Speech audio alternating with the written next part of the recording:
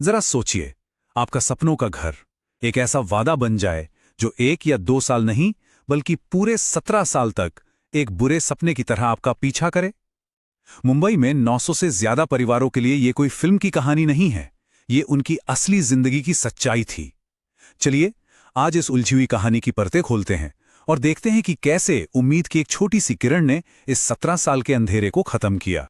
ये कहानी है अभिषेक रंगनाथन की जुबानी, जो उन सैकड़ों घर खरीदारों में से एक हैं जिनकी जिंदगी इस एक प्रोजेक्ट के साथ मानो थम सी गई थी। जब उन्होंने घर बुक किया था तब वो अपने 30 में थे, भविष्य के सपने देख रहे थे, और आज 42 की उम्र में वो घर अब भी अधूरा है। आप सोच सकते हैं कि इस इंतजार की पर्सनल और फाइनेंशियल कीमत कितनी कितनी बड़ी हो। 17, पूरे 17 साल। ये सिर्फ एक नंबर नहीं है, ये उन अनगिनत दिनों, महीनों और सालों का हिसाब है जो 900 परिवारों ने अपने घर के इंतजार में काट दिए। सोचिए, एक पूरी पीढ़ी इस इंतजार के साये में ही बड़ी हो गई। तो जैसा मैंने कहा, ये सिर्फ अभिषेक की कहानी नहीं है, ये कहानी है मुंबई के जोगेश्वरी इलाके में बसे एक पूरे समुदाय की, जिनके सपनों पर एक तरह से ग्रहण लग गया था। सवाल यह है कि आखिर कैसे एक सुनहरा वादा 17 साल लंबे एक दुष्स्वप्न में बदल गया। देखिए, इस कहानी में दो तरह के लोग बुरी तरह से फंसे हुए थे। एक तरफ थे 576 मूल किराएदार परिवार, जिन्हें अपने घरों से हटा दिया गया इस वादे पर कि उन्हें जल्द ही नए पक्के घर मिलेंगे, और दूसरी तरफ थे 350 होम बायर परिवार, जिन्होंने अपनी जिंदगी भर की कमाई एक ऐसे प्रोजेक्ट में झोंक दी जिसका कोई भविष्य ही नहीं दिख रहा था। कुल मिलाकर 900 से ज्यादा परिवार सालों तक बिना घर के बस ईएमआई का बोझ उठाते रहे। अब इन आंकड़ों को जरा और करीब से समझते हैं। अभिषेक ने अकेले ही 2013 में 1.70 करोड़ रुपए का निवेश किया था। जरा सोचिए, उस पैसे की आज क्या कीमत होती। और ये तो सिर्फ एक परिवार का निवेश है, ऐसे सैकड़ों परिवार थे जिनकी जिंदगी की पूरी जमा पूंजी इसमें फंसी हुई थी। तो सवाल ये उठता है कि इतना बड़ा, इतनी क्षमता वाला प्रोजेक्ट, जो इतने सारे सपनों का सेंटर था, आखिर वो बिखर कैसे गया? गड़बड़ कहाँ हुई? चलिए जरा इस रुके हुए प्रोजेक्ट की पूरी एनाटॉमी को समझते हैं। तो देखिए, कहानी शुरू होती है 2008 में। जब ये रीडेवलपमेंट प्रोजेक्ट शुरू हुआ तो उम्मीदें बहुत बड़ी थीं। 2013 में नए घर खरीदारों के आने से प्रोजेक्ट में नई जान भी आई। लेकिन फिर 2014 से 2021 तक का जो दौर था, वो सिर्फ देरी, झूठे वादों और रुके हुए काम का गवाह बना। आखिरकार जून 2022 में अथॉरिटीज ने काम रोकने का ऑफिशियल नोटिस जारी कर दिया और 2025 आते आते प्रोजेक्ट को आधिकारिक तौर पर दिवालिया घोषित कर दिया गया। ये प्रोजेक्ट एक तरह का फाइनेंशियल ब्लैक होल बन चुका था। 9 एकड़ में फैला ये प्रोजेक्ट, जिसकी डेवलपमेंट क्षमता 3000 करोड़ रुपए से ज्यादा थी, वो लगभग 600 करोड़ रुपए की देनदारियों के नीचे दब गया। मतलब कर्ज और दूसरी जिम्मेदारियां, और इसमें से भी 525 करोड़ रुपए तो सिर्फ और सिर्फ घर खरीदारों के ही दावे थे। और बस यहीं से कहानी में आता है एक असली ट्विस्ट। जब सारे रास्ते बंद नजर आने लगे तो जो इस स्थिति के शिकार थे, वही बदलाव के नायक बनकर उभरे। ये उनके कानूनी दांवपेच की शुरुआत थी। जब सिस्टम उन्हें इंसाफ दिलाने में नाकाम रहा तो इन घर खरीदारों ने भी हार नहीं मानी। उन्होंने लड़ने का फैसला किया।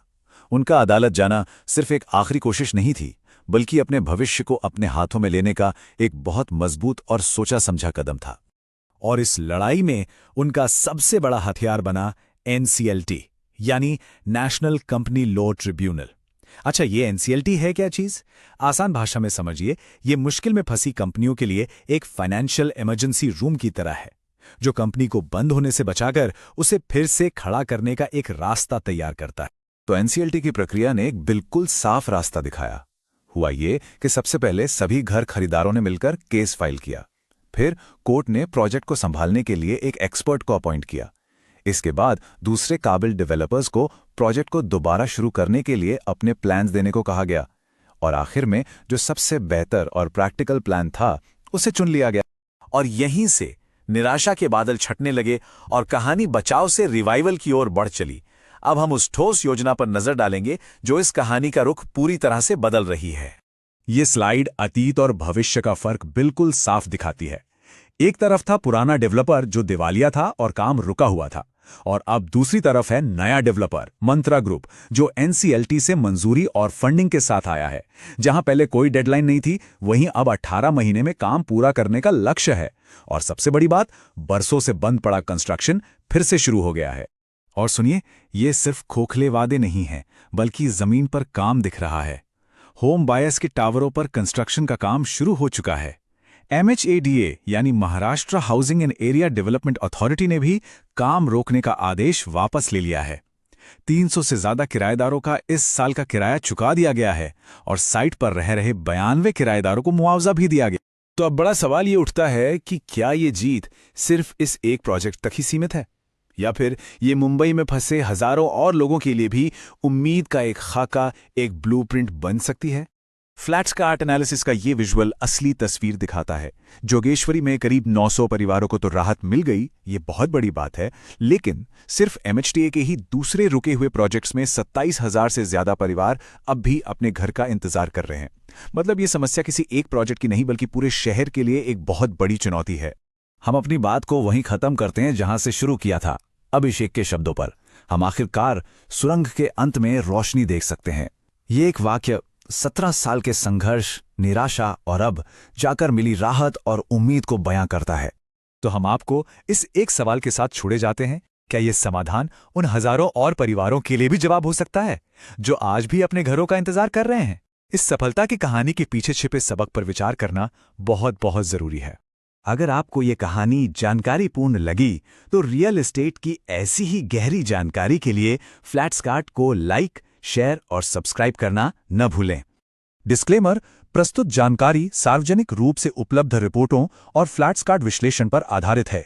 प्रोजेक्ट का विवरण और स्वीकृतियां फ्लैट्सकार्ट रेरा इंटीग्रेशन और सत्यापित डेटा फीड के माध्यम से प्राप्त की गई हैं।